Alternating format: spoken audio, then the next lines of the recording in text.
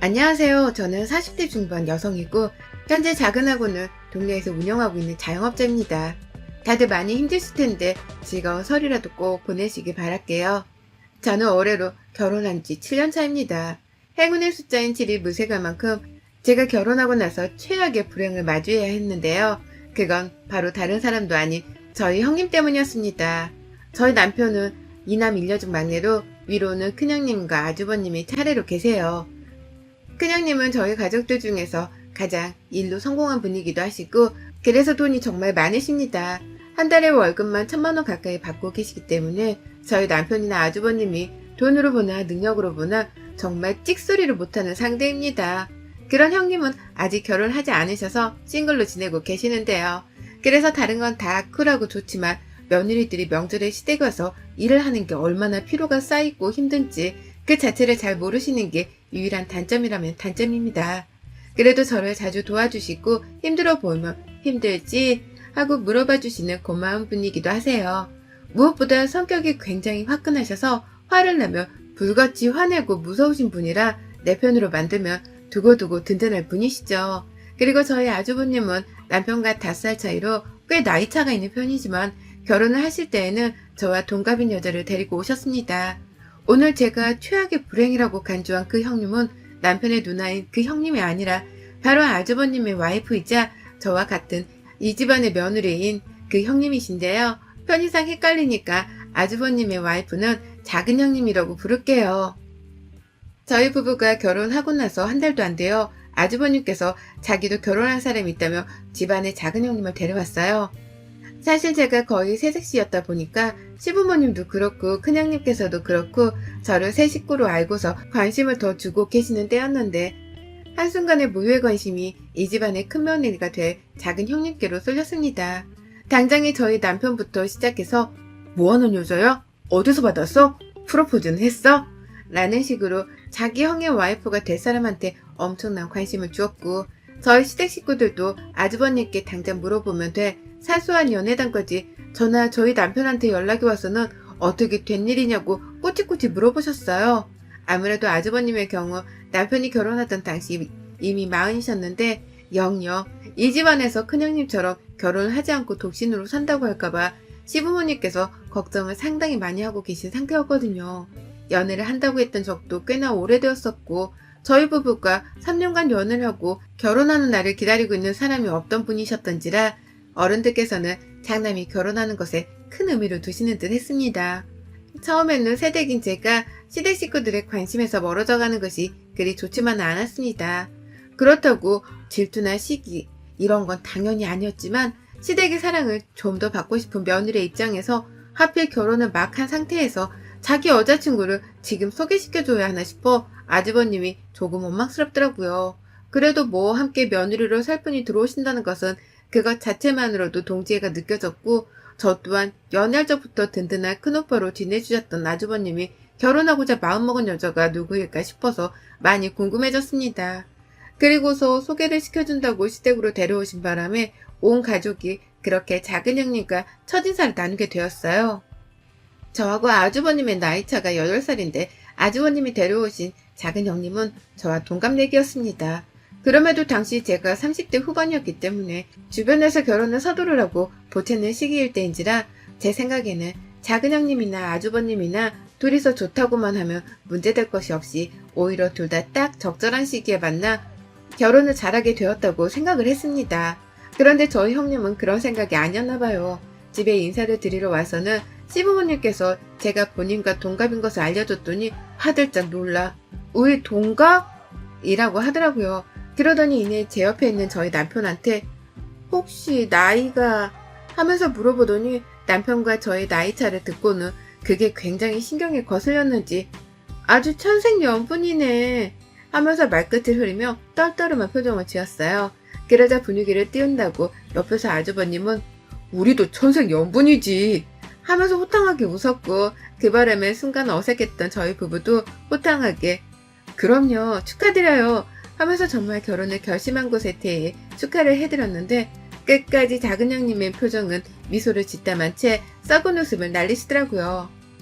졸지에 인사드리러 온 사람에게 한 번에 제압을 당하고 눈치를 보기 시작한 시댁 식구들과 저희 큰형님, 저와 약간 비교가 되었는지 작은 형님은 만만하게 대하면 안 되는 상대라는 걸 눈치채셨는지 그때부터 작은 형님 눈치 보기에 돌입하셨습니다. 아주 웃기게 상황이 흘러가기 시작했죠. 결혼하는 것부터 집을 구하는 것까지 모든 것을 저희 아주버님께서 다 준비를 하셨다고 해요. 아주버님이 중간중간 결혼하는 것에 대해 상담을 받으시겠다고 저희 집에 혼자 오신 적도 있었는데 그때마다 안절부절 못하시고 결혼식을 완전히 완벽히 준비를 하려고 하시는 모습에 우리 아주버님이 작은 형님께 완전 옴짝달싹 못하신 입장이시라는 걸 알았습니다. 보통은 이런 건 여자 쪽에서 더 신경을 쓰고 완벽하게 준비를 해보고자 여기저기 발품 팔아 다니는 시기인데 작은 형님 기분을 맞춰주기 위해서 본인이 다 알아보고 준비를 하는 중이라며 한숨을 쉬는 와중에도 형님을 너무 사랑한다는 듯이 결혼 얘기를 하는 내내 웃음이 끊이질 않았던 아주버님의 얼굴에는 홀라당 사랑에 빠졌다는 티가 아주 팍팍 났습니다. 그 모습을 보니 처음 만났을 때 다소 불편한 기색을 내비친 작은 형님께 약간은 마음에 들지 않아 했던 저희 부부도 가족이 사랑하는 여자라는 이유로 마음을 더 너그럽게 풀어보려 했고요. 결혼하신 작은 형님은 처음 명절, 그러니까 첫 해에 맞이했던 설에 된통 일을 저지르셨습니다. 아주버님과 부부싸움을 하고서는 시댁에 아예 오지를 않으신 것이에요. 그때가 결혼하고 몇 달, 반년이 채 지나지도 않았던 때였어서 온 가족들이 아주버님네 걱정을 하였고 졸지에 모두가 작은 형님 기분을 맞춰주고 풀어줘야 한다면서 전화를 돌려서 화를 풀으라고 다음 명절에는 꼭 보자고 어르고 달랬습니다. 특히 저희 어머님은 저한테는 한 번도 주신 적이 없었던 나물 반찬을 바리바리 싸다 형님네에 가져다 주라면서 저한테 부탁을 하셨고 저는 그렇게 집에 돌아가는 길에 형님네에 들려서 나물 반찬을 전해드리고 시부모님께서 걱정을 많이 하신다고 형님을 너무너무 보고 싶어 하신다며 어르달래는 말을 한 번 더 해드리고는 집에 돌아왔습니다. 남편이 그러더라고요. 가족들끼리 누가 상전이고 말고 할 건 없는데 형수님은 완전히 상전 같아 라고 말입니다. 그리고 그 다음 추석을 맞이해서 우리 형님은 또다시 부부싸움을 하시고는 시댁에 오질 않으셨어요. 이번엔 친정을 먼저 갈지 시댁을 먼저 갈지 아주버님과 한참을 다툰 끝에 아주버님도 별 수 없다며 친정부터 먼저 데리고 가는 바람에 시댁 제사를 완전히 바람맞추신 겁니다. 그 바람에 어머니는 머리에 흰티만 두르지 않았을 뿐 노발대발 난리가 나셨고 저는 우리 형님 멋지다면서 그 용기가 너무 대단해서 속으로 내심 감탄을 했습니다. 이왕이면 저도 시댁 말고 친정부터 당연히 먼저 가고 싶고 남의 집 제사는 제 손이 아닌 이 집 핏줄인 저희 남편이 알아서 하라고 말하고 싶은 심정이었거든요. 그런데 여기에는 아주 큰 작은 형님의 계획이 숨겨져 있었습니다. 작은 형님은 다 계획이 있었던 것입니다. 첫 해를 풀로 시댁에 오는 발걸음 일체를 째버린 형님은 결혼 2년차가 돼서부터는 갑자기 시댁에 잘도 찾아오셨습니다. 그리고 그런 작은 형님을 저희 시부모님이나 큰형님은 우쭈쭈 하면서 기분을 맞춰주고 웬만하면 꼭지가 돌지 않게 하겠다면서 다 작은 형님 위주로 맞춰주기 시작했어요. 제사를 지낼 때 하루 정도 늦게 시댁에 도착을 해도 별 말씀을 안 하셨고 저 혼자 부엌에 들어와 있으면 큰 형님께서는 본인이 직접 들어와 전을 부치면서도 작은 형님은 손 하나 까딱하지 않은 와중에 화 한번 내지를 않았습니다. 중간중간에 밖에서 TV 보며 웃고 있는 작은 형님을 보면서 쟤는 참 하며 한숨을 쉬긴 하셨지만 실제로 화를 내기는커녕 본인이 저와 함께 제사 준비 마무리까지 다 하고는 작은 형님 앞에서는 뭐가 그렇게 재밌어? 하면서 친한 척 치근덕거리셨습니다. 시어머니께서도 작은 형님께는 한번 시키지 않는 심부름부터 시작해서 자신들 용돈 받는 것까지 저한테는 너무나도 쉽게 말씀을 하셨고 작은 형님께는 일단 아무 말도 안 하시다가 저희 아주버님이 눈치껏 먼저 챙겨드리는 정도였습니다. 저는 정말 같은 며느리고 같이 동갑인데도 불구하고 저 혼자 이 집안에 며느리 짓을 다 해야 하는 팔자이고 형님은 이 집의 딸내미인 큰형님보다도 팔자 좋게 늘어져서 명절을 나시는 것 같아 억울했습니다. 화도 나고 섭섭도 했지만 뭘 어쩌겠어요. 그러다가 제가 첫 아이를 가지게 되었고 그 해에 배가 약간 부른 채로 다음 설을 맞이했는데 형님께서 배가 불러온 저한테 우리 나이에 애 가지고 낳으면 정말 한순간에 노화가 찾아온다는데 자긴 정말 대단해요 라고 하시더라고요. 저희가 맞춤대로 하고 있는데 이게 도대체 칭찬인지 걱정인지 알 수 없는 말이었습니다. 제가 네, 그래도 아이가 찾아왔으니 나아야죠 하면서 웃음을 지어 보이자 작은 형님은 다음에 볼 땐 동서가 폭삭 늙어서 오겠네 하며 말을 살살 놓으며 이게 웃기다고 웃는 겁니다. 옆에서 큰형님은 따라오다가 나중에 작은 형님이 사라지자 제 옆에 와서는 아까 기분 나빴지? 괜찮아. 우리가 이해하자. 하면서 저를 토닥여 주셨고 전 그런 형님의 말씀이 너무 감사해 울컥할 뻔했는데 화를 가라앉혔습니다. 그리고 그 다음 추석에 저는 아이가 태어난 바람에 시댁에 가지를 못했는데요. 시부모님께서 전화가 와서는 한다는 말씀이 형님네가 집에 오질 않았다고 며느리들 없이 추석을 지내는 중이라며 난리가 나셨더라고요.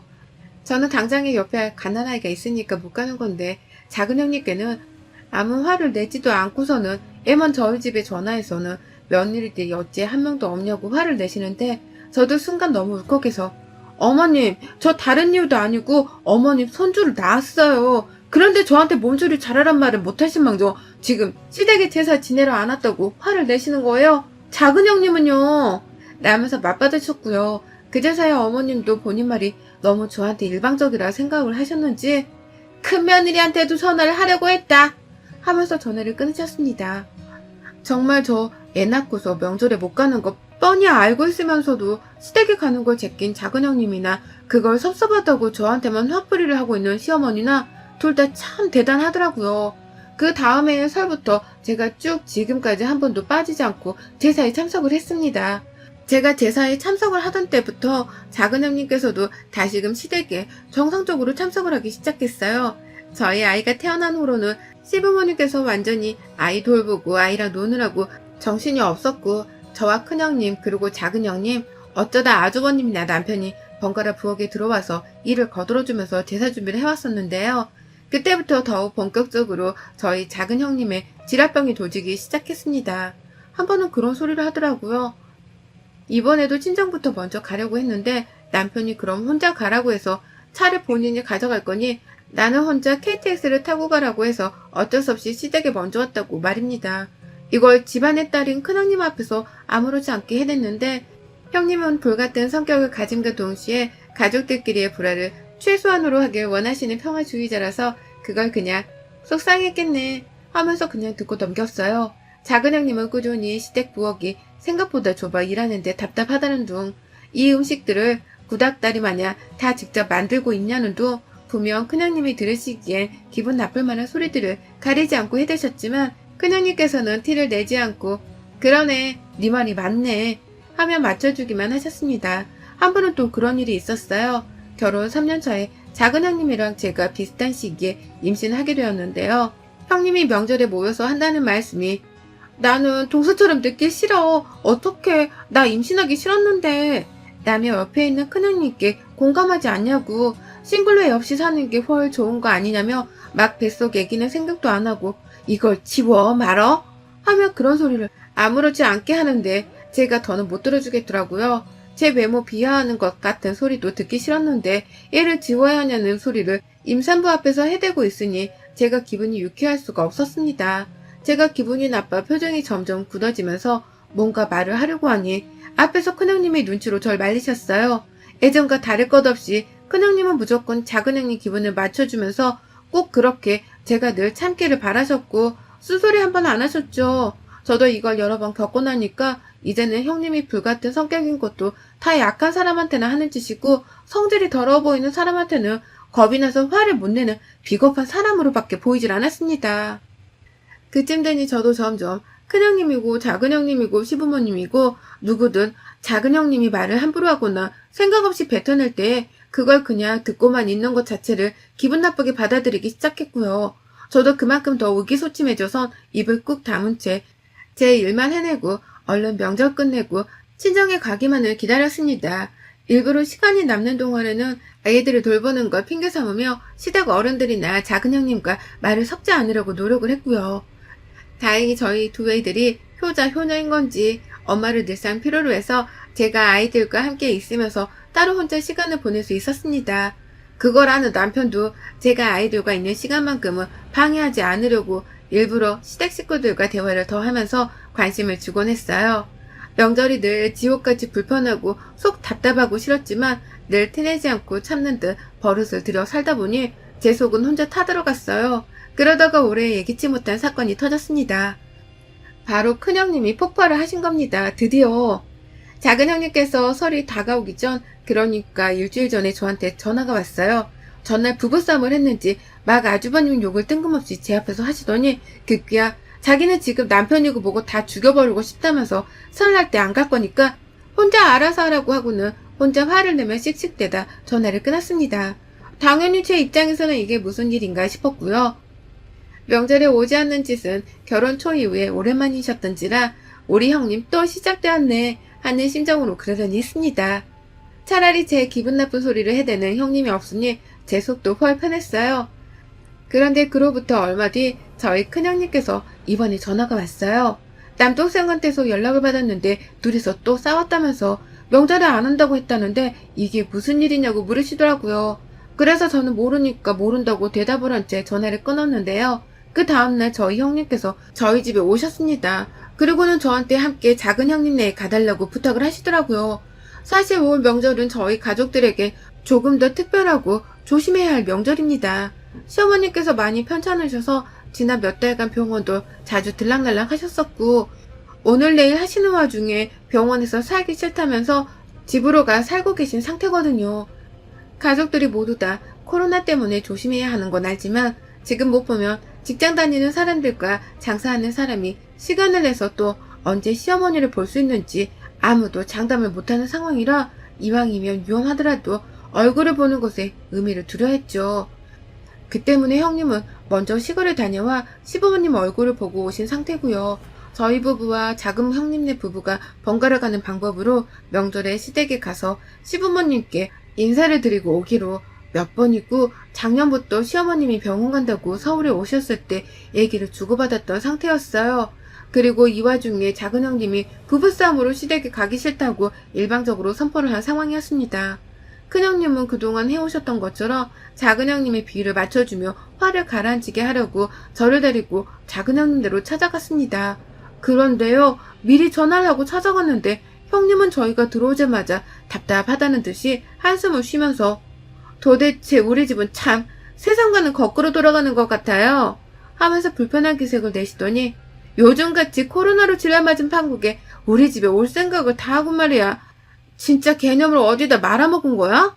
라며 저희보다 나이가 한참 많은 큰형님을 앞에 두고서 작은 형님이 욕만 안 했을 뿐 개념을 말아먹었다는 소리를 해버린 겁니다. 일부러 조카들이랑 아주버님 계시는 시간을 피해서 단 3명이서만 한 공간 안에 있을 수 있는 오전 시간대에 맞춰왔는데 다른 문제도 아니고 아주버님과의 부부싸움을 풀려고 위중한 시어머님 마지막으로 얼굴은 한 번 보는 게 어떻겠냐는 소리를 하려고 찾아온 사람한테 그리 매정하게 말을 할 필요는 없었다고 생각했어요. 아무리 코로나로 서로 얼굴 보고 뭐 하는데 불편하다는 건 충분히 이해를 했지만 다른 사람도 아닌 작은 형님이 할 소리는 아니었습니다. 그간 작은 형님의 카카오 스토리에 아주 그냥 5만 군데를 주변 지인들과 누구들과 돌아다니면서 나가지 말라는 때에도 최근까지 키즈카페를 밥 먹듯이 다니신 분이셨거든요. 카페 안에 못 들어가는 때에도 브런치 먹으러는 자주 나가시던 분이셨고요. 그걸 다 보고 알고 있었던 큰형님이나 저나 작은 형님의 말이 가소롭던 와중에 작은 형님은 큰형님이 늘 오냐오냐 해주시니까 그저 만만했는지 형님 안 바쁘세요? 겨우 부부싸움 하나 말리겠다고 이 먼 발걸음을 진짜 시간이 남아도나 보다. 형님이 그냥 제사도 차리시면 되겠네 라고 하더군요.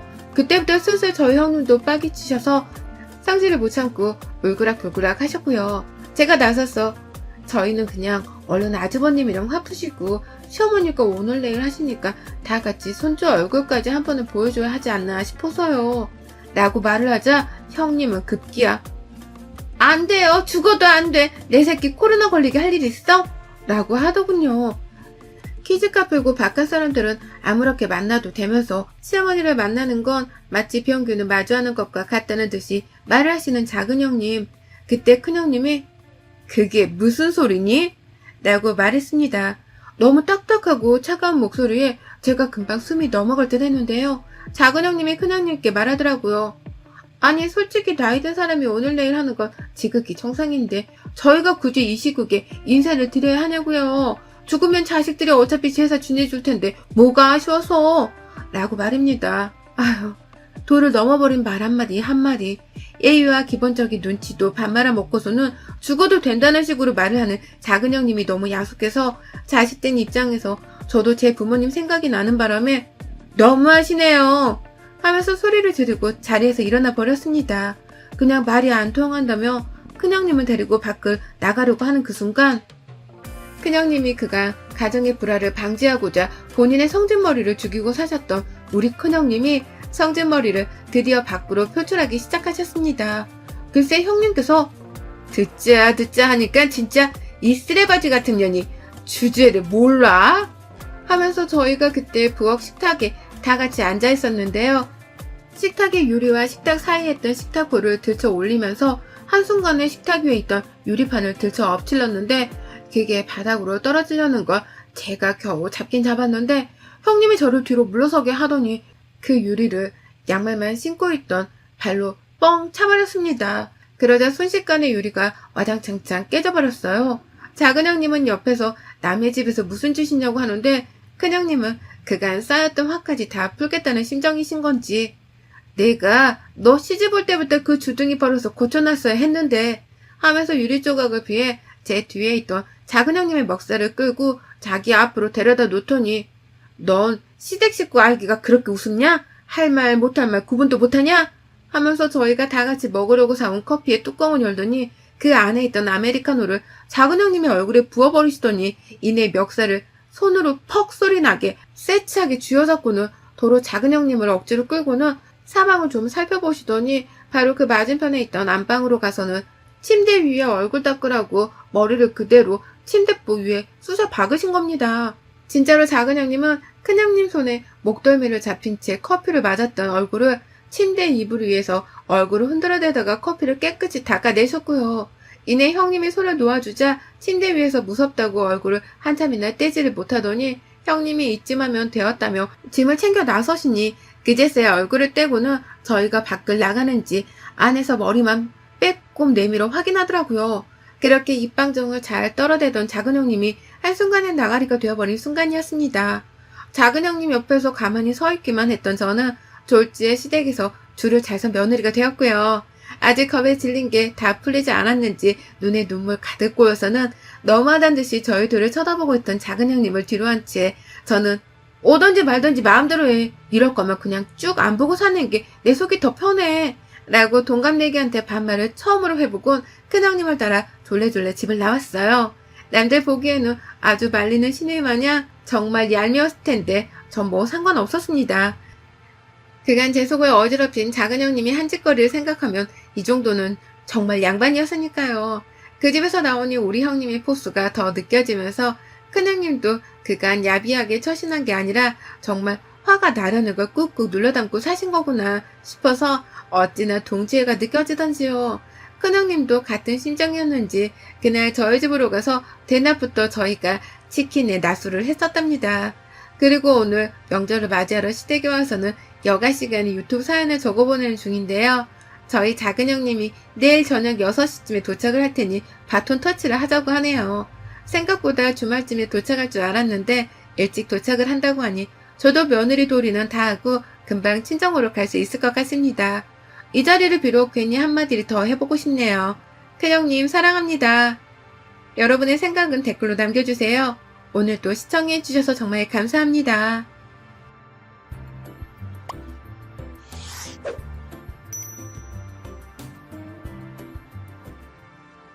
안녕하세요. 저는 40대 초반의 여자이자 이 시국에 가장 열이 뻗치는 여자 중 하나라고 소개를 드립니다. 최근 코로나로 여기저기 설날에 이동하지 말고 집에 있으라는 뉴스 자주 보시죠?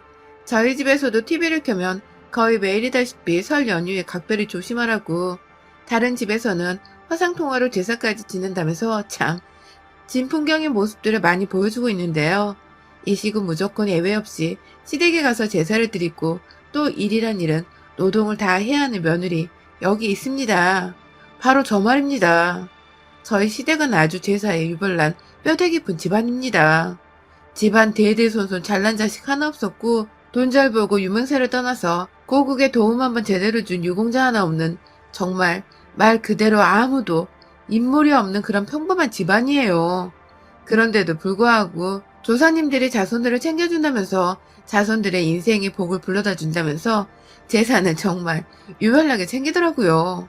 집안의 며느리는 저 하나뿐인데 며느리랑 시어머니 딱 둘이서만 나서서 제사 음식을 모두 차려내고 그러면 남자들은 기다렸다는 듯이 절만 올리면서 집에 찾아오는 손님들을 맞이하기 바빴습니다.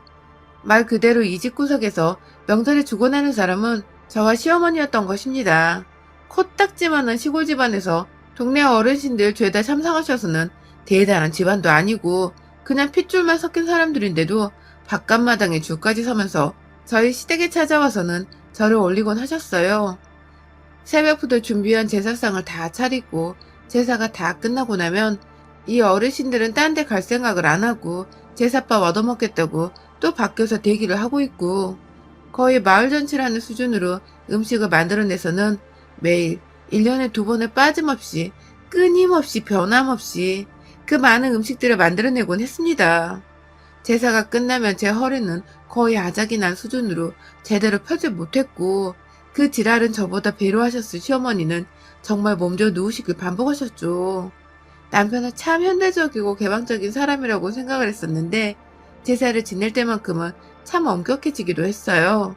일단은 제사를 지내야 하는 게 맞는 거라는 말까지는 어떻게 이해를 좀 하겠는데 이왕 지내는 거 성별을 가리지 말고 좀 다 같이 도와주고 다 같이 고생을 해서 빨리 일을 끝내는 게 서로에게 수월하고 좋을 텐데 왜 그걸 안 하고서 여자들한테만 시키냐고 화를 내면 남편은 그냥 그런 게 전통인 거라면서 전통 타령을 하면서 자기는 오는 손님들께 인사를 드려야 해서 바쁘니 일을 도와줄 수 없다고 하더군요.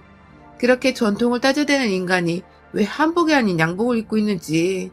제사 지내는 건 일제강점기 때 평민들이 양반 따라하려다가 생겨난 우리 문화인 건 제대로 알고나 있는 건지 니들 조상이 평민들이었다는 걸 동네방네 자랑하는 거냐고 막 따져 물어보고 싶은데 아휴 정말 나이 드신 시부모님 생각해가면서 참았습니다.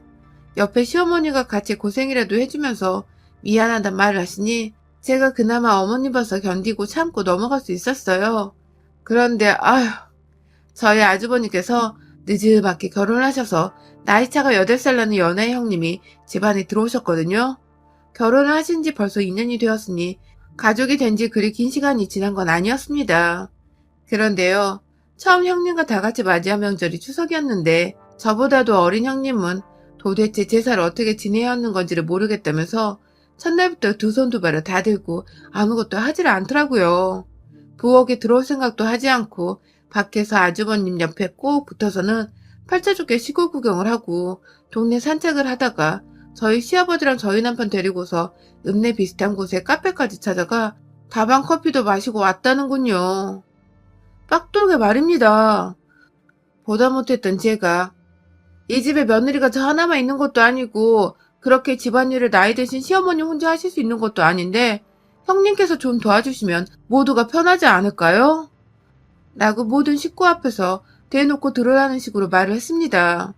형님이 제사를 도와주지 않겠다고 말씀을 하시면 저도 앞으로는 더 이상 제사를 지내는 데에 도와주지 않겠다는 의사를 밝히려고 했어요.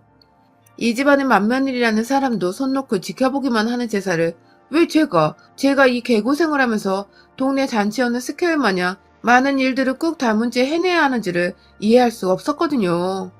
납득하고 받아들일 수도 없었고요. 그간 남편과 아주버님이 보인 반응대로라면 제사는 집안의 여자가 해야 하는 것이고 그렇다면 형님도 여자이신데 같은 여자들 중에서 형님과 저를 차별하는 것도 아니고 왜 안 도와주시는 형님을 그냥 내버려두는지 저도 화가 나서 막 속사포처럼 얘기를 했네요. 그러자 그제서야 아차 싶으셨는지 아주버님과 남편을 포함한 시아버지까지 나서서 그래 맏며느리는 넌데 네가 나서야지 하면서 어린 형님께 애다루듯이 잔소리를 아주 살짝 하셨고요. 그 바람에 형님은 억지로 부엌에 들어왔다가 눈물을 왈칵 쏟으셨네요.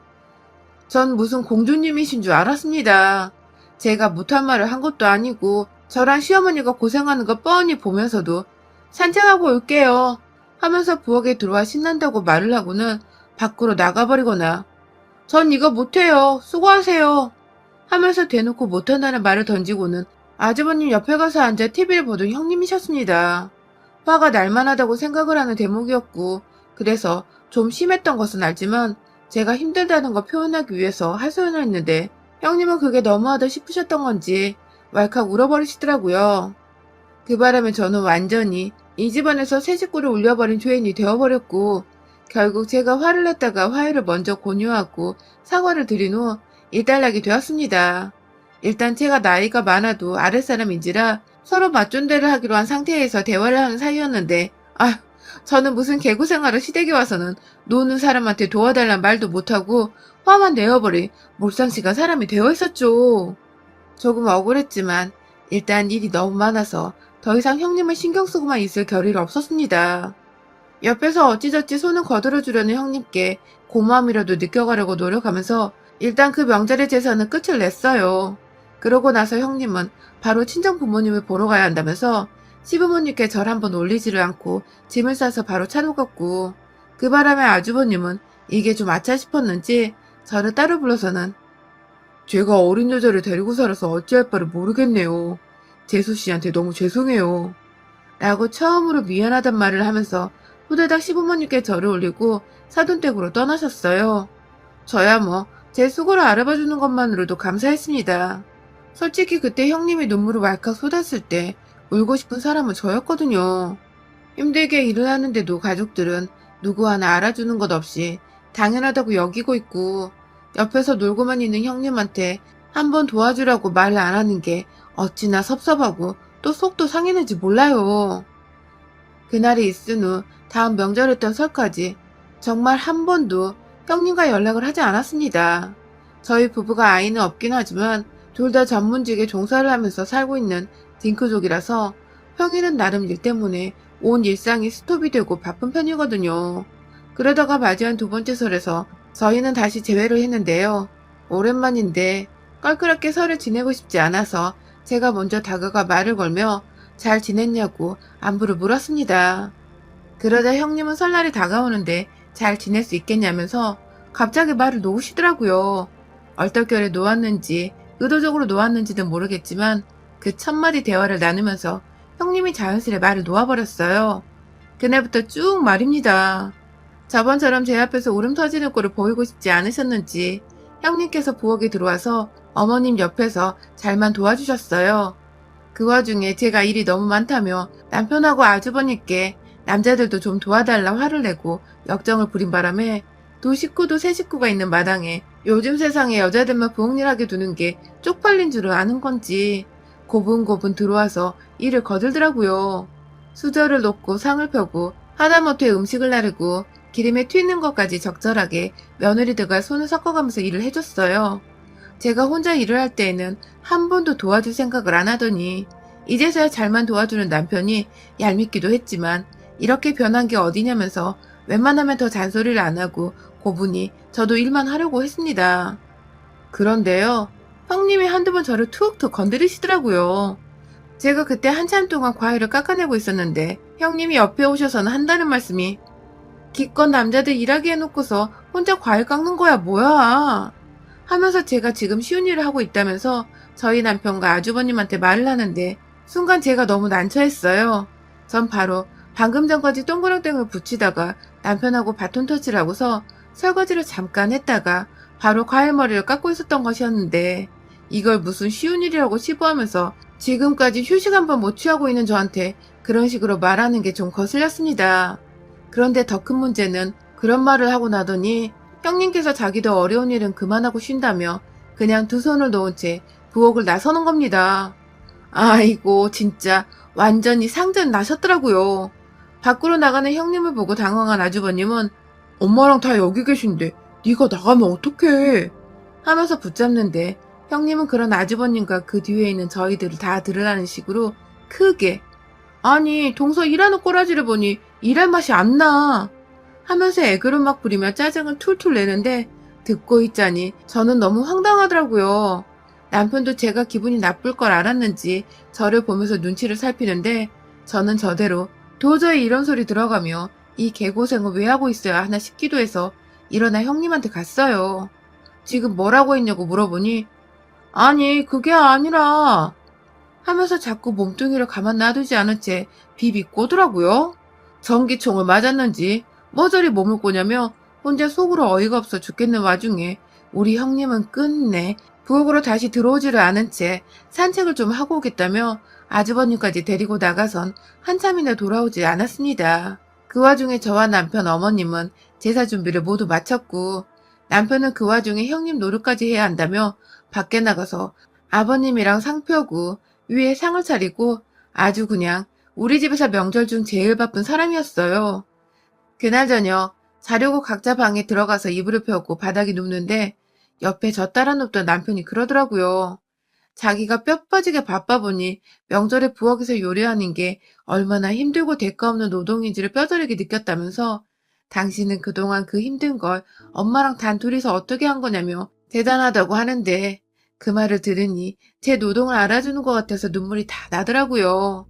저도 모르게 눈물을 왈칵 쏟아내고 나니 남편도 당황을 했던지 자기가 더 잘하겠다는 훈훈한 말을 던지면서 당장에 저희의 대화는 끝이 났습니다.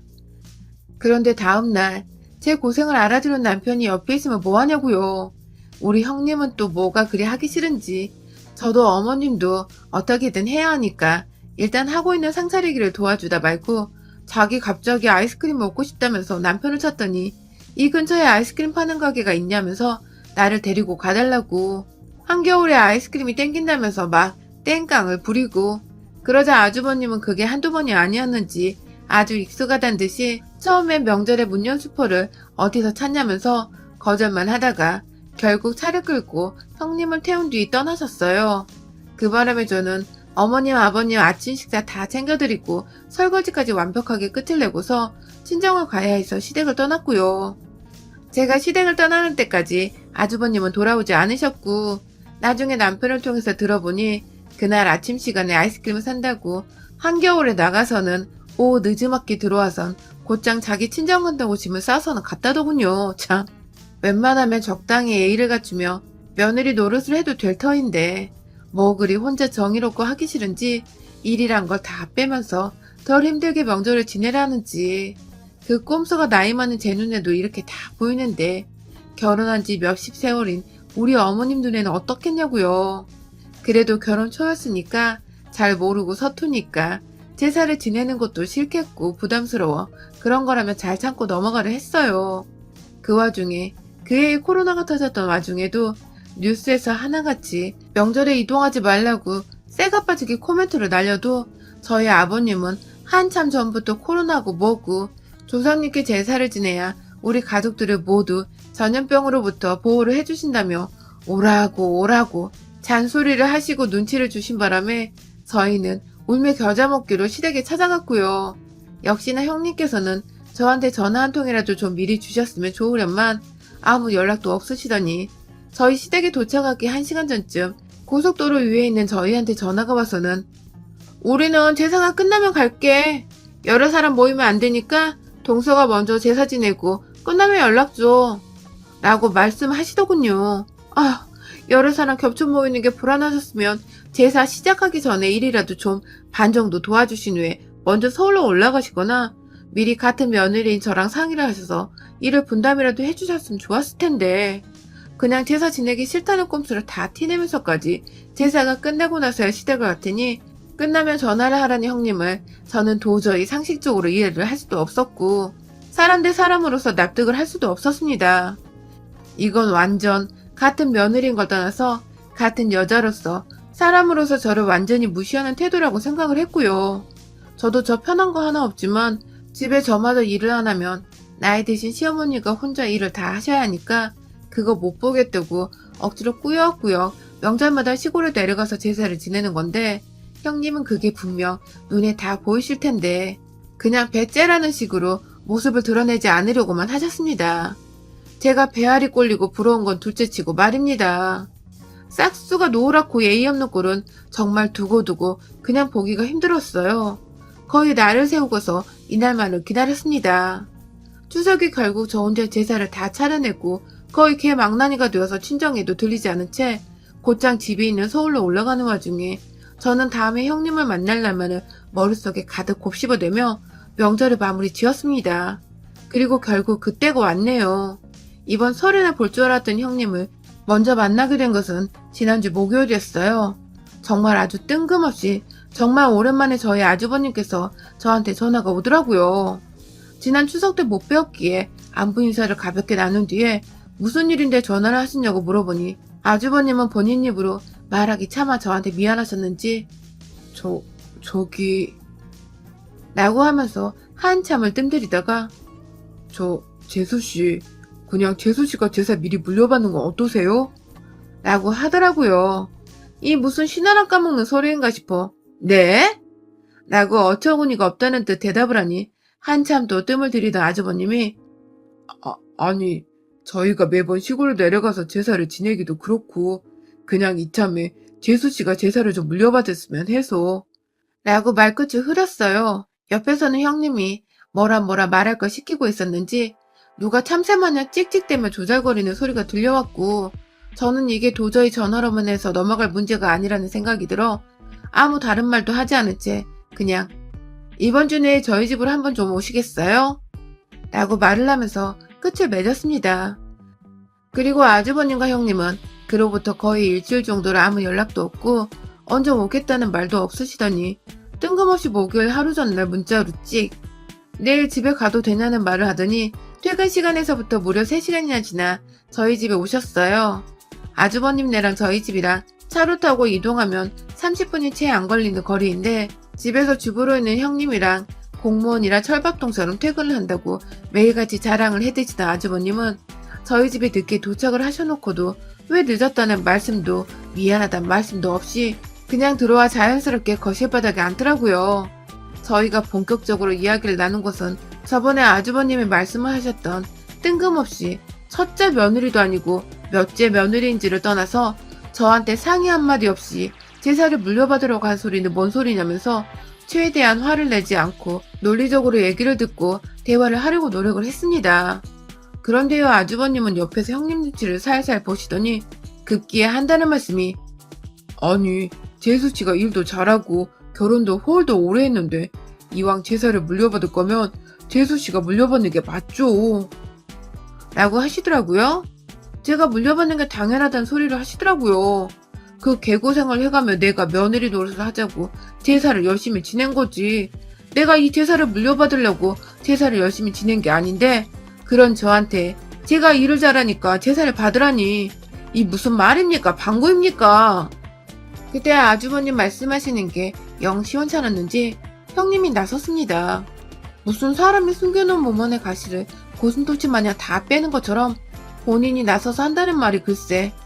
동서님, 그렇게 평소에 나 일하는 거 아니고 하던 사람이 왜 제사를 아예 맡기겠다는데도 이렇게 싫다고 궁시렁이실까?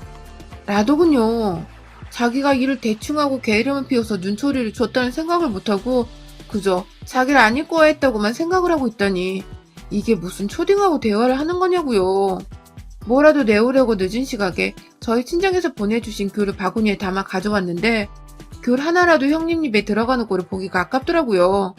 그 정도로 정말 짜증이 날 정도로 형님의 태도와 지금 하는 말들이 다 마음에 안 드는 그때 제 썩어가는 표정을 보고서 한 번 더 빡치게 만들어보려고 환장을 한 건지 형님이 글쎄 저한테 아휴 40이나 넘게 처먹고 지금 새파랗게 젊은 형님이랑 싸우면 기분 좋아요? 좋아? 뿌듯해?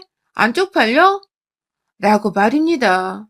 인연이 진짜 보자 하니까 새파랗게 어린 년이 자꾸만 나이 많은 동서한테 반말해 에이에 인정머리라고는 반말한 먹은 소리를 쳐뱉어내는데 진짜 아우 내가 이걸 사람 꼬라지로 내 집 밖에 내보내면 내가 상등신이란 생각이 들더군요. 너 지금 뭐라 그랬냐? 하고 제자리에서 일어나는 저를 남편이 따라서 일어나며 제 손을 잡으려고 말리려는데 순간 제가 몸을 일으켜서 위에서 내려다보니 한껏 겁을 먹은 형님은 앉은 채로 뒤로 조금씩 물러서는가 싶더니 이내 옆에 있는 지 남편을 막 쳐대더라고요. 어떻게든 저를 말리라는 뜻이었겠죠. 하지만 제가 아주버님, 제가 아주버님께 더 크게 실망하기 전에 그만 말리세요 저 라고 호통을 치니 순식간에 아주버님도 함부로 행동을 못하겠는지 가만히 앉아만 있더라고요. 본인이 생각을 하기에도 말이 안 되는 주장을 하면서 저한테 제사를 맡기려 하는 게 스스로도 어이가 없고 쪽팔리는 듯 했습니다.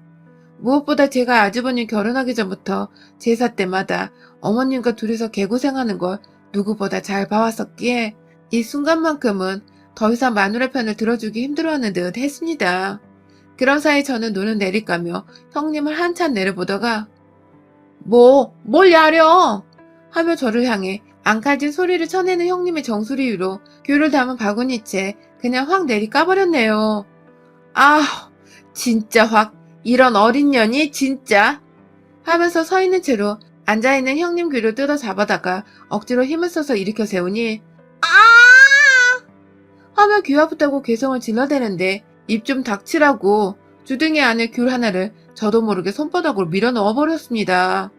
조그만 게 어디서 형님이라고 지랄을 떠냐며 바구니 하나 다시 들어서는 형님 머리 위에 통통 몇 대 더 때려대자 자기 맞고 있다면서 아주버님 뒤에 숨어가며 자꾸만 저를 피하는데 반성하는 꼴을 안 보이길래 제 손에 얼떨결에 잡힌 머리카락을 잡아당겨 제 앞에 도로 끌고 와서는 뺨따구로 2대 오른쪽 왼쪽으로 한 대씩 철썩 내리쳐졌습니다. 맏아들은 아들 노릇도 못하고 맏며느리는 사람 노릇도 못하고 부부가 아주 잘들 산다 하면서 당신 부모한테 죄스럽고 쪽팔린 줄 알라며 아주버님을 향해 마지막으로 한참을 잔소리를 했더니 아주버님은 결국 고개를 푹 숙이며 면목이 없다는 말을 하더라고요. 귀 뜯기고 뺨 맞은 것도 서러운데 남편을 미안하단 말을 하고 있으니 본인도 답이 없었는지 저희 형님도 그냥 훌쩍훌쩍 거리기만 하다가 결국 제사 얘기는 취소하겠다며 없던 걸로 하자는 말을 했고요. 그런 형님께 차라리 그냥 내 눈앞에 얼씬도 하지 말라고 죽은 자식처럼 사라져서 나타나지 말던가 아니면 나타나서 제대로 자식 노릇하고 인간으로 살던지 둘 중 하나만 하라고 하니 아주버님은 이번 설에 마누라 제대로 뜯어고쳐놓고 집에 가겠다며 고개를 한 번 더 숙이고는 지 와이프 머리까지 손으로 조아리게 하고는 저희 집을 나섰습니다. 아주버님은 형님한테 자꾸만 제게 연락을 하라고 시키고 있는 건지 형님은 전에는 단 한 번도 제사에 관심도 없어 하더니 지금은 계속해서 설에 뭘 준비해야 하냐고 설에 분담해서 가져갈 건 없냐고 저한테 물어보고 있네요. 그래서 저는 하나하나 필요한 거 음식부터 시부모님 선물까지 다 나열해서 형님한테 준비해 오라고 했고요. 저는 이번 설날에 코로나를 핑계대고 처음으로 명절에 시댁을 땡땡이 쳐보려고 합니다.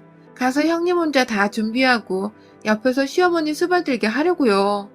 결혼 후 처음으로 시댁 안 가는 명절인데 이번에 어떻게 집에서 편하게 놀아야 할지 벌써부터 너무 설렙니다. 며느리의 일탈이 이래서 이렇게 재밌는 거네요. 여러분의 생각은 댓글로 남겨주세요. 오늘도 시청해주셔서 정말 감사합니다.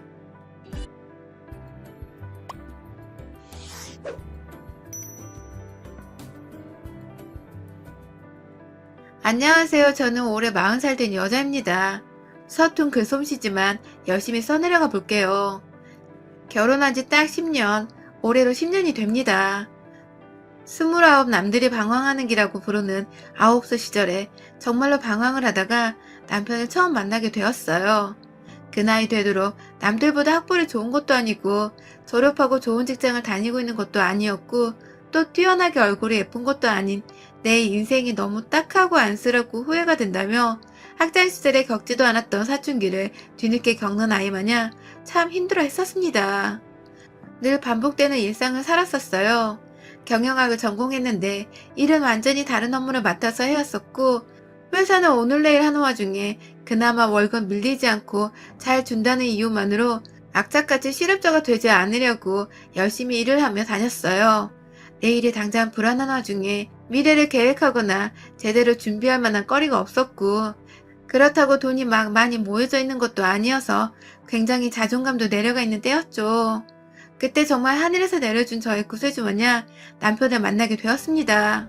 독실한 편은 아니었지만 가끔 부모님과 절을 다니는 친구가 제가 너무 딱하다며 주말을 맞아 드라이브 겸 저를 절에 데려간 겁니다.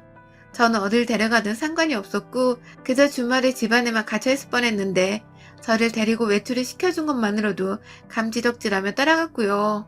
그렇게 찾아간 서울 변두리에 있던 절은 생각보다 참 예쁘고 또 운치 있었어요. 종교가 없어서 염원을 담아 기도할 자신이 없었지만 그 당시는 제가 너무 기댈 곳이 없었던 때였어서 두 눈 꾹 감고 그 자리에서 마냥 누군가에게 나 좀 살려달라 기도를 올렸던 것 같습니다. 그때 남편이 절 처음 봤었죠. 나중에 연애를 하면서 들은 건데 남편은 젊은 여자가 무슨 사경을 헤매는 것 마냥 기도를 하고 있는 게 너무 애처로 보였대요. 그것도 기도를 처음 하는 건지 굉장히 어색하게 손을 모아서는 앞에 있는 부처님이 아니라 예먼 벽을 바라보고서 고개를 까딱거리고 있는 게 한편으로는 웃겨 보이기도 했다고 하고요. 기도를 마치고는 친구 손에 이끌려 나가는 저를 따라 한참을 절 안에서 살펴봤던 남편은 그렇게 제가 저를 완전히 나서려고 하는 때에 말을 걸어왔고 옆에서 친구가 눈치껏 방해하지 않겠다며 먼저 차 안에 가 있겠다고 자리를 비켜준 덕에 남편은 그 자리에서 용기까지 내어 제 번호를 따갔습니다. 저로선 부처님께서 외롭고 힘들고 죽고 싶다고 말한 제 소원을 당장에 들어주신 게 아닌가 싶었습니다. 마지막 지푸라기라도 잡자는 심정으로 제 눈에 썩 나빠 보이지 않는 남편의 마음을 받아주기로 했죠. 첫날부터 적극적으로 문자를 보내고 제 이름과 나이로 미니 홈피까지 알아내서는 방명록까지 남기며 애정을 표현하던 남편의 마음이 처음 한 달간은 살짝 부담되기도 했지만 제 고민과 힘든 사정을 들어만 주고 위로만 적극 해주던 남편에게 의지가 많이 되었어요. 2달 정도를 거의 문자와 미니 홈피로 연락만 하고 지내다가 3달째 되는 때에 제가 먼저 남편에게 커피 한 잔 사달라고 말을 꺼냈죠. 기다렸다면서 좋아라는 남편이 전 또 고마웠고 그렇게 만나서는 저희 둘 다 하루 종일 주말 내내 영화 보고 밥 먹고 공원을 산책하고 또 영화 보고 밥을 먹고 하루 내내 할 것이 없어 죽겠는데도 헤어지기 싫다면서 했던 데이트 코스를 또 반복해서 들어가고 배가 부른데도 억지로 음식을 꾸역꾸역 넣으며 함께 시간을 보냈습니다. 저희가 그렇게 서로를 좋아했고 애틋해했고 사랑을 했어요. 저 힘들 때 나타나준 남편은 저한테 늘 은인과도 같은 존재였고 꾸준히 남편을 만나면서 제가 더 웃고 상태가 나아졌었달까요? 이 사람이 내게는 꼭 필요한 존재구나 싶어서 이 사람을 절대로 놓치고 싶지 않았고 마침 남편도 제가 좋았었는지 결혼을 하자고 해줘서 100년 가약을 맺었습니다. 온 친구들의 식구들 다 불러다가 서로 잘 살겠다고 떵떵거리며 약속을 했어요. 처음 6년 정도는 정말 잘 지냈습니다. 그 사이 다니던 제 회사가 결국 망해버려서 저는 이직을 해야 했지만 운이 좋게도 더 보수도 높고 일할 환경도 좋은 곳으로 간 덕에 회사에서 오는 스트레스나 피로가 더 이상 없었고 남편과도 참 돈독하게 잘 지냈어요. 처음 연애할 적처럼 뜨겁게 서로를 안 보며 미치는 정도는 아니었지만 그럼에도 둘이서 함께 있을 때가 가장 편하고 살맛나는 그런 기분이 들곤 했죠. 남편도 이제는 밖에 나가 노는 것보다 너랑 집에서 뒹굴면서 노는 게 가장 좋다며 저에 대한 애정 표현을 끊임없이 해줬고 그래서 저는 남편과 제가 천생연분이라고 생각을 했습니다. 그즘 아이를 가지고 싶은데 아이가 들어서지 않아서 조급해져 가고 있었는데 남편이 그럼에도 불구하고 아이는 없어도 된다며 개의치 말라고 하니 저는 저대로 남편이 살짝 딩크족인 건가 싶기도 했었고 부담 주지 않아서 고맙고 편했죠. 남편이 애를 가지고 싶다는 말을 도통 하질 않으니 전 저희가 이대로 잘 살고 있을 거라 생각을 했습니다. 제가 먼저 아이 타령을 하면서 우리가 좀 더 노력을 해야 하지 않겠냐며 옷 벗고 달려들어 뜨거운 밤을 보내도 남편은 아이 타령 없이 그냥 제가 좋아서 잠자리를 가지는 거라며 말을 하니 저로서는 그렇게 생각할 수밖에 없었어요. 다행히도 그때까지 우리는 평소처럼 잘 지냈어요. 그런데 뜬금없이 결혼 8년차가 되던 해부터 남편이 이상해졌어요. 더 정확히는 사람이 달라진 거죠. 남편이 변해가는 과정이 너무 길어서 제가 미련하게 눈치를 못 챈 걸 수도 있었는데 지금 생각해보면 정말 차츰차츰 티를 내다가 한순간에 완전히 딴 사람이 되었던 것 같아요. 어느 날은 자고 있는 제 뒤에 와서 제 몸을 껴안더니 한다는 말이 자기는 아이를 못 가진 몸인가 봐 라고 하더라고요. 순간 뒷골이 오싹하고 정말 충격적이었습니다. 다른 사람도 아닌 남편이 자기 와이프한테 아이를 못 가진 몸이라고 하는 건 네가 불임이 아니냐는 소리라 똑같이 들렸기 때문입니다. 놀래서 남편을 쳐다보니 남편은 뭐가 문제냐는 식으로 절 여전히 꼭 껴안고 있었고, 그때 처음으로 이 남자에 대해 내가 모르는 모습이 있겠구나 싶었어요. 그날을 계기로 남편은 조금씩 더 아이를 가지고픈데 제가 문제인 것 같다면서 하루 월차를 내고 병원 가서 검사를 받아보자는 말도 했고요. 갑자기 결혼 후 단 한 번도 안 하던 아이 타령을 하는 남편에게서 당혹스러움을 느꼈던 저는 정말 이게 다 제 문제인 건가 싶어서 그 다음날 바로 월차를 내고 동네 산부인과를 찾았습니다. 혹여나 남편이 그간 아이를 가지고 싶었는데 가지지 못하는 것과 그래서 몸에 문제가 있다고 생각해서 혼자 병원을 찾아가 자기 몸은 이상이 없다는 소견을 받았나 싶어 움찔했어요. 그 얘기는 곧 남편의 몸은 멀쩡하니 제 몸이 문제라는 뜻이었고, 그 바람에 남편이 최근 들어 자꾸 제가 아이를 못 가지는 몸이 아니냐는 소리를 하는 것만 같았거든요. 검사를 받는 내내 진짜로 내가 불임이라든지, 그래서 그 이유를 평생 믿고 의지하려 했던 내 남편이 날 떠나면 어쩌나 싶어 결과가 나오지도 않았는데 눈물이 왈칵 쏟아졌어요. 그 바람에 선생님께서도 스트레스 받지 말라며 임신은 요즘 불임이어도 방법이 많아 언제 얼마든 가능하니 희망을 놓지 말라는 말씀을 하시는데 그 말이 귓구녕으로 한마디도 들려오지 않았어요. 그리고 산부인과에서 받은 검사 결과는 다행히도 정상이었습니다. 아이를 가질 생각이 없는 것인 줄로만 알고 있었는데 내일 모레 40이 되는 때에 갑자기 부랴부랴 산부인과 검사라니 정말 난감하고 제 머릿속이 막 복잡해지더라고요. 다행히 검사 결과에 따르면 제 몸은 생각보다 또래에 비해 젊었고 아직 임신이 늦지 않았다는 소견도 받았고요. 동시에 여러 가지 임신을 할 수 있는 인공수정 등의 방법도 권유를 받았습니다. 상담을 오래도록 받고 병원을 나서는 순간 문득 그런 생각이 들더라고요. 남편이 왜 저한테 제 몸이 문제라는 소리를 한 건지 말입니다.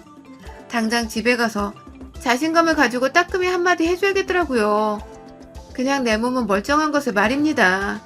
퇴근한 남편을 붙잡고 검사 결과를 보여주며 내 몸은 멀쩡하니 당신도 일단 검사를 받아보고 우리가 둘 다 정상이라면 같이 임신을 해보기 위해 노력을 해보자고 말입니다. 하지만 남편은 생각보다 저의 검사 결과지를 좋아하는 눈치가 아니었어요.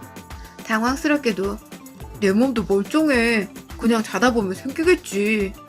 라는 말과 함께 검사지를 보는 둥 마는 둥 하면서 샤워한다고 일어나더라고요. 전 남편이 화가 난 줄 알았어요. 제가 자기 몸이 이상할 수도 있으니 검사를 받으라고 한 게 실수였나 싶어서 미안한 마음에 혼자 안절부절 못하는데 화난 줄 알았던 남편은 몇 주 정도 그냥 평소처럼 지내는 듯 혹은 더 미지근해진 듯 알게 모르게 묘한 태도로 저를 대하다가 몇 주 정도 지나면서 제게 데이트 신청을 하더군요. 그래서 둘 다 퇴근하고 만나서 영화를 보러 갔어요. 그런데 참 한순간이었습니다. 제가 들은 남편의 말입니다. 영화표를 구매하고 팝콘이라도 하나 사자며 카운터 앞에 서서 메뉴를 보고 있는데 남편이 절 불렀어요. 그런데 제 팔을 잡으면서 절 부르는 남편의 입에서는 웬 처음 들어보는 여자의 이름이 튀어나왔습니다. 제가 순간 그걸 못 들은 척 하면서 이거 사자 하면서 대답을 하긴 했는데 남편은 자기가 말실수를 한 건 전혀 파악하지 못하고 있는 건지 그래 하면서 아무렇지 않게 팝콘을 사서는 저를 먹여주기까지 하며 영화관으로 들어갔어요. 참 쎄하더군요. 근데 또 그러고 나서 한동안은 평소에 저의 남편처럼 보통의 모습으로 행동을 했고 그러던 중 저희가 맥도날드에 햄버거를 사려고 드라이브 스루를 이용했는데 주문하고서 햄버거를 받고 난 후 저에게 주면서 절 부르는 남편의 입에서 또 웬 여자의 이름이 튀어나온 겁니다. 지난번 영화관에서 불렀던 그 이름이 말입니다. 제가 순간 참지 못하고 뭐라 불렀어 지금? 이라고 말을 했고요. 그러자 남편은 내가 뭐? 라며 끝까지 시치미를 뗐어요. 그래서 제가 화선이라고 불렀잖아. 안 그럼 내가 이 이름을 어떻게 알고 있어 지금? 라고 말을 하니 남편은 한동안 더 부정을 하다가 자기 직장에 있는 비서의 이름이라고 하더군요. 이 사람이 비서가 있을 정도로 높은 사람인 줄은 몰랐는데 그 상황에서 비서라고 하니 어찌나 믿고 싶던지요. 남편의 입에서 무의식 중으로 내가 아닌 비서의 이름이 튀어나올 정도로 두 사람이 가까운 건가 싶어서 섭섭하기도 하고 우울한 마음을 남편은 아는지 모르는지 옆에서 햄버거만 맛있다고 냄새를 풍기며 퍽퍽 처먹고 있고 참 난감하더군요.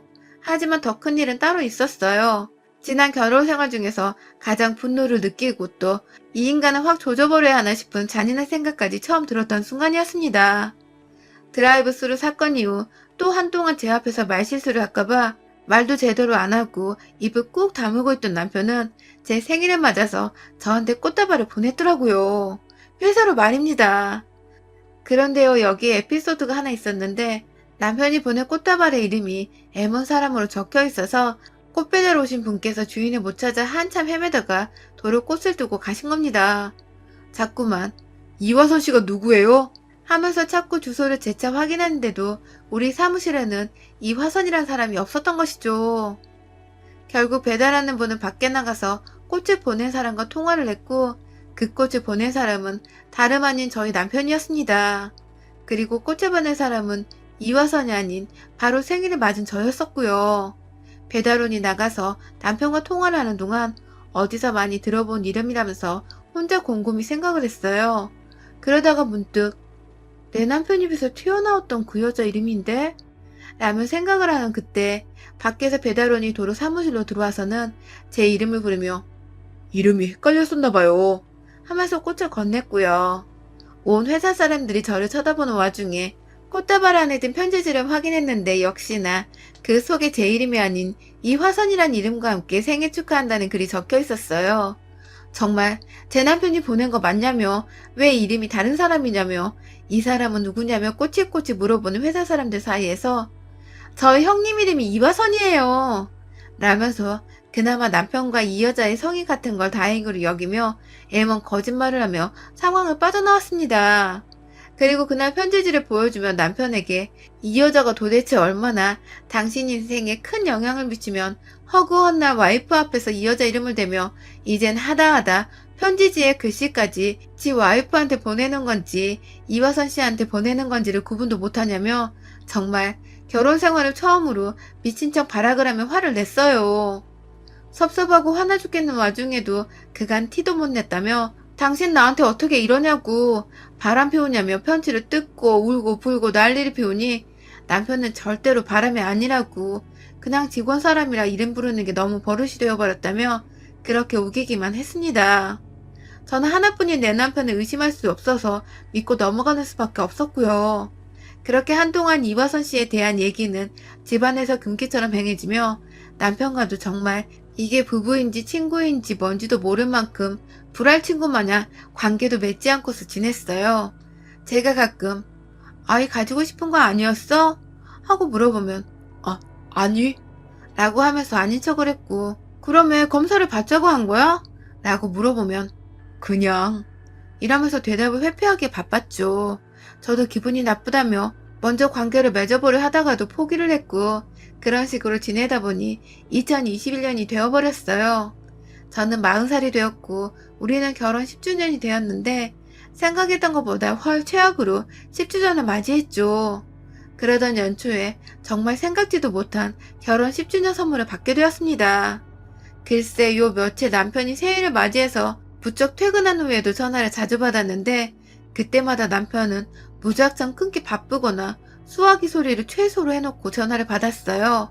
그러면 그냥 대답도 안 하고 응 혹은 알았어 등의 담담만 하면서 대화를 이어가기 바빴고 제가 친한 사람이라 생각해서 누구야? 라고 옆에서 물어보면 응 친구 하면서 또 싱거운 대답을 해가기 바빴죠. 그러던 어느 날 그 수화기 너머로 웬 남자의 목소리가 들려왔습니다. 깨르르 웃으면서 뭐라 분명 목에 칼칼한 아이의 청량 가득한 목소리가 들려왔는데 저는 분명 그 목소리를 들었다면 남편을 향해 누구냐는 식의 눈빛을 보내니 남편은 이내 전화를 후다닥 끊고는 친구 얘기를 하면서 자기랑은 삼촌 조카하는 사이라며 그러더군요. 그렇게 친하게 지내는 조카를 둔 친구가 있는데도 어째 결혼 10년을 하고 같이 산 와이프한테 보여주지도 않냐며 물어보니 회사에서 사귄 사람이라 따로 사석까지 만나지는 않았다면서 또 둘러댔고 제가 사석에서는 만나지 않는데 전화를 그렇게 하냐? 면서 화를 내니 왜 자꾸 꼬치꼬치 묻냐면서 혼자 신경질을 부리고 방 안으로 들어가 버렸어요. 참 우리 부부가 정말 더는 재생이 불가능한 답 없는 부부 사이가 아닌가 싶어서 저조차도 스스로 고민이 많아지고 울적해졌던 날이었습니다. 연초부터 참 재수가 없더라고요. 동시에 남편이 절 재수없게 만드는 게 아닌가 싶어서 이 사람의 입에서 튀어나오는 이 모든 말들이 지난 몇 년간 절 괴롭혔던 이화선 씨로부터 시작해서 의미심장했던 모든 행동들까지도 사태 파악에 나서야겠다 싶었습니다. 결혼 10주년을 맞이해 제대로 관계를 정리하든지 말든지 둘 중 하나를 해서 더 늦기 전에 제가 홀로서게 할 거면 제대로 해야 하지 않을까 싶었거든요. 저도 저만 바라봐주는 남편한테서 사랑받고 살거나 아예 혼자 마음 편하게 내 집안에서 두 다리 뻗고 살 자격이 있는 여자니까요. 몇 번 주의를 주고 또 때를 기다려보기도 하다가 제가 정말 소름 끼치는 걸 발견했어요. 주말을 맞아 집 청소를 하다가 TV 보면서 소파 위에서 골아떨어져 자고 있는 남편 몰래 회사 가방을 들춰봤는데 거기에 글쎄 재택근무 안내서라는 종이가 있는 게 아니겠어요? 거기다가 여러 주의사항부터 시작해서 기간까지 적혀 있는데 이게 보아하니 하루 이틀 내에 시작되거나 앞으로 시작될 것이 아니라 이미 몇 달에 걸쳐서 코로나 시국에 이어져 왔던 것이더라고요. 그러니까 제 말은 남편이 그간 출근을 한다고 했던 건 다 뻥이었고 꾸준히 어디론가 출근하는 척을 하며 가서는 그곳에서 재택근무를 했던지 뭔 짓을 했던지 딴 곳에서 시간을 보냈다는 겁니다. 하루도 정말 일주일에 하루도 안 빼놓고 어쨌든 주말에도 일을 한다며 출근을 했던 것 같은데 이 사람이 도대체 어딜 다니고 있었던 건지 정말 골 때리더라고요. 아무렇지 않게 가방에 종이를 넣어놓고 다시 청소를 했고 청소하는 내내 제 머릿속은 진공청소기에 한 먼지 마냥 시커멓게 불순한 것들로 채워져 가는 기분이 들었어요. 그리고 전 다음날 출근을 해서 회사의 요청에 화요일부터 목요일까지 풀로 연차를 냈고 그날 동안 남편이 출근하는 길을 따라가 볼 참이었습니다. 화요일 새벽 어쩐지 역시나 코로나 이전 평소 출근하던 때와는 달리 느지막이 일어난 남편은 제가 차려놓은 아침을 먹곤 출근을 한다고 나섰어요. 한번 떠보려고 왜 이렇게 늦게 일어나? 출근 시간 바뀌었어? 라고 물어보면 남편은 어버버하면서 절 쳐다보지도 못한 채 코로나로 널널하게 출근해도 봐주더라고 하면서 말을 돌렸죠. 그런 남편을 가소롭게 쳐다보면서 밥 맛있냐고 물어보니 맛있어 라고 대답을 하는데 참 그 미소를 가위로 잘라버리고 싶더라고요. 그리고 출근하는 남편은 배웅하고 나서 저도 느지막이 베란다에 서서 걸어가는 남편을 뒤쫓았어요. 저희 부부는 차가 있어도 지하철로 출퇴근을 하는지라 어느 방향으로 가는지만 확인하려 했는데 의외로 지하철역으로 가더라고요. 불이 나게 나갈 채비를 하고서 지하철역으로 그리고 여관에 들어가자마자 보이는 곳에 서서 지하철을 기다리는 남편을 피한다고 순간 간이 떨어질 뻔했으나 이놈의 코로나 덕에 마스크가 처음으로 도움을 주더라고요. 얼굴이 다 가려져 있으니 딱히 주변을 둘러봐도 그놈이 그놈 같아 보였고 저는 그렇게 남편과 같은 지하철 칸을 타고서 가다가 얼마 지나지 않아 뜬금없는 역에서 내렸습니다. 이 인간은 분명히 시청역에서 내려야 하는데 회사고 뭐고 그냥 동네인 듯한 곳에서 내리더니 자연스럽게 개찰구로 빠져나갔어요. 그리고 정말 얼마 지나지 않아서 남편이 막 문자를 하면서 걷다가 앞에서 누군가 아빠 하면서 얘가 뛰어오는데 갑자기 우리 남편이 자리에 멈추더니 그 얘를 향해서 이리 와 하면서 무릎 꿇고 앉아서는 두 팔을 벌리는 게 아니겠어요? 그러더니 아이가 쪼르르 와 남편의 품에 안기더니 두 사람이 이내 손을 잡고서 가던 길을 가는 겁니다. 그리고 이내 그 맞은편에는 내 남편을 향해서 흐뭇하게 바라보고 있는 웬 년이 보였어요. 저 남자는 분명히 내 남편인데 내 남편 손을 잡고 있는 애랑 그런 내 남편의 애를 바라보고 웃고 있는 조강지처 같아 보이는 저 년은 도대체 누구란 말인지 무작정 달려갔습니다. 여자랑 아이랑 셋이서 누가 봐도 단란한 가족마냥 앞으로 걸어가고 있는데 덜덜 떨리는 손으로 핸드폰을 꺼내서 사진 한 장을 찍고는 곧장 남편한테 전화를 걸었어요. 어디냐고 물어보려는데 남편은 아예 전화를 받지도 않고 얘 손잡고는 옆에 있는 여자랑 좋아 죽어서 안달이 났더라고요. 전화 진동이 들려올 리가 없어 보였습니다. 그런 남편 모습에 저는 점점 더 할 말을 잃어가고 있었고 더 늦기 전에 남편의 뒤를 바짝 쫓아 그 여자의 머리를 땡겨 잡으며 제자리에 멈춰서게 했어요. 야! 하는 비명소리와 함께 뒤돌아보면 자기 머리카락을 잡던 여자는 오빠! 오빠! 하면서 제 남편에게 자연스레 도움을 청하는데 그런 저를 보고 누구냐고 밀치려다가 순간 흠칫한 남편을 바라보며 제가 쓰고 있던 마스크를 벗어 던졌습니다. 남편은 그 자리에서 할 말이 없었는지 입을 떡하니 벌린 채 절 쳐다봤고 옆에서 저보고 손을 놓으라며 발악을 하던 여자는 제 남편이 가만히 있자 제가 누군 줄 눈치챈 건지 머리 끄댕이를 잡힌 채 거리에서 쪽팔린 줄도 모르고 그러고 서 있더라고요. 애는 또 한가운데서 울고 있고 지나가는 사람들부터 가게 사장님들이 나와서 뭔 일이냐고 다가오고 있고 차마 애 때문에 뭔 짓을 못할 뻔했는데 옆에서 그 여자가 슬슬 제 팔을 다시 뜯어당기면서 그러더라고요. 나 놓으라고. 네가 뭔데 내 새끼 옆에서 이러는 거야. 그러고도 내 새끼한테 무사할 줄 알아? 라고 말입니다. 아무래도 이 여자는 제가 아이가 없는 걸 알고 있는 것 같았어요. 저만 그렇게 느끼는 건가요? 자꾸만 새끼 거리는 게 지는 자식이 있어 든든하단 소리로밖에 들리지 않더라고요. 얘 보면서 참으려고 했는데 도저히 마음이 참아지지 않았습니다. 길거리 한복판에 불륜해도 모자라 얘까지 나온 주제에 라면서 몇 번이고 같은 문장을 돌려 말해 주변에 있던 사람들 들으라고 소리를 지르며 여전히 잡고 있던 인연의 머리끄댕이를 잡아가며 길거리에서 한참을 제 손 시뻘개져가며 때려줬어요. 제가 울먹거리자 남편은 또 저를 말리는데 그 와중에 또 화선아 하면서 그 여자를 말리대요? 와, 이제 보니 이화선이란 년이 바로 인연이었던 겁니다. 애까지 낳고 나몰래 두 집 살림하며 살고 있었으니 조강지 저 앞에서도 생각 없이 그 이름을 뱉어낼 수밖에 없었던 것이더라고요. 자그만치 몇 년간 저를 감쪽까지 속여 살 생각을 하더니 너도 똑같아 이 자식아. 네가 어떻게 나를 속여?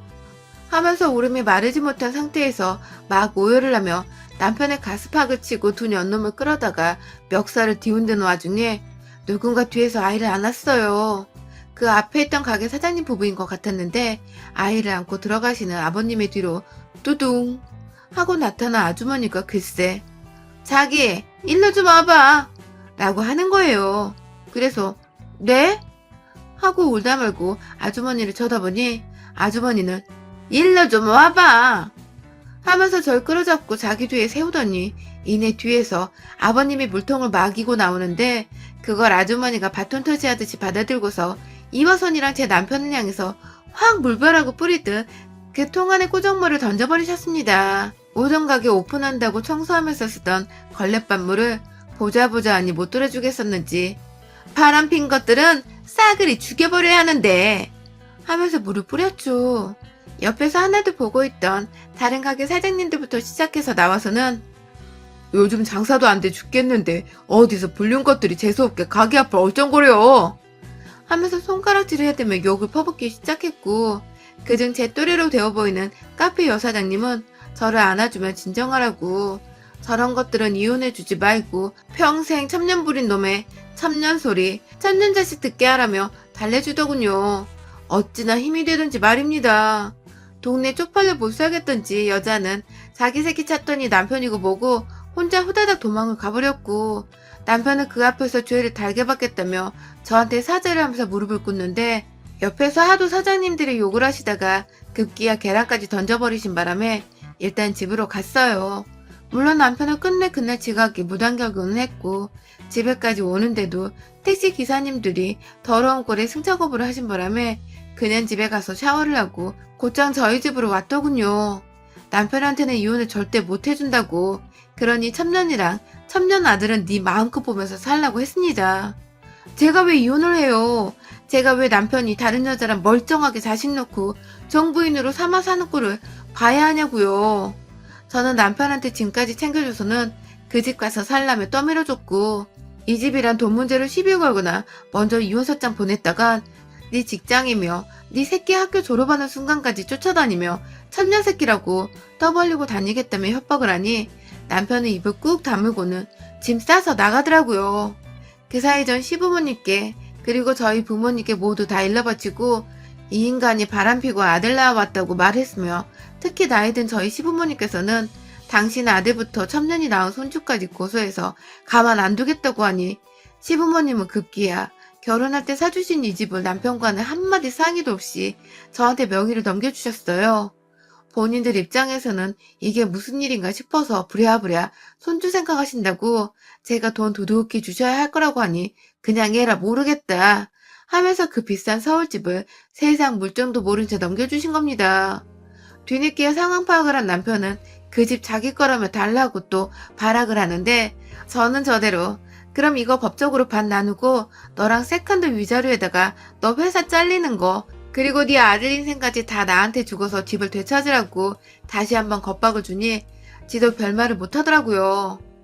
안 그래도 동네에서 오다 가다 하면 가게 사장님들이 욕을 퍼부어서 뒷골목으로 숨어다니고 이미 상가녀 사는 동네 카페에도 소문이 다 나버리는 바람에 이사 갈 걸 아는데 그 짓을 자기 아들한테까지 되풀이하고 싶진 않은지 그냥 꾹 속마음을 감추던 남편 덕분에 뭐 저는 집 하나 얻고 그냥 두 다리 뻗고 혼자 잘 살게 되었습니다. 오히려 옆에서 얘 운운하며 혹은 딴 여자 이름 운운하며 절 실망시킨 남편이 없어서 마음이 편하고 바람난 남편도 주변 사람들한테 욕 처먹으며 잘 못 사는 꼴을 보니 속도 시원했고요. 다행인 건 남편도 그날 가게 사장님들한테 물벼락에 계란 세례까지 맞고서는 자기가 부끄러운 짓거리를 한 줄 알고서 고개를 못 들고 다녀 제가 좀 꼬셔하는 중입니다. 10주년의 별거라는 반전과 동시에 집을 선물해준 남편에게 무한한 감사를 이 자리를 빌어드려요. 생각 좀 해보고 결혼 30주년쯤 되어서 그 집 아들이 결혼할 사람을 데려올 때쯤 이혼 소송으로 한 번 더 그 집안의 분란을 만들어줘 볼까 합니다. 여러분의 생각은 댓글로 남겨주세요. 오늘도 시청해주셔서 정말 감사합니다.